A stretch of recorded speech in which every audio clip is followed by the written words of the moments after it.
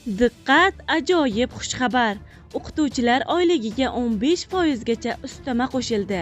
Xo'sh, kimlarga beriladi? Videorolikni o'tkazib yubormasdan oxirigacha ko'ring. Assalomu alaykum hurmatli tomoshabin, kanalimizga xush kelibsiz.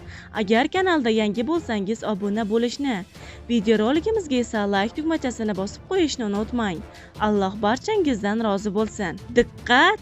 O'zbekistonda 2026 va 2027 o'quv yilidan boshlab boshlang'ich sinf o'qituvchilari uchun milliy sertifikat tizimi joriy etiladi. Malaka imtihonida +1 yoki undan yuqori natija olgan boshlang'ich ta'lim mutaxassisligiga ega o'qituvchilarning oylik maoshiga har oy 15% ustama to'lab beriladi. Imtihonlar elektron shaklda to'liq video kuzatuv ostida o'tkaziladi.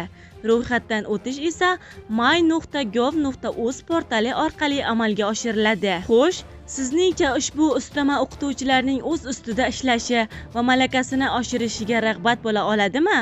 Fikrlaringizni kommentariyada yozib qoldirishingiz mumkin. Hurmatli tomoshabin, videorolikka like bosib, videoni barcha o'qituvchi tanishlaringizga yuborib qo'yishni unutmang. Alloh barchangizdan rozi bo'lsin.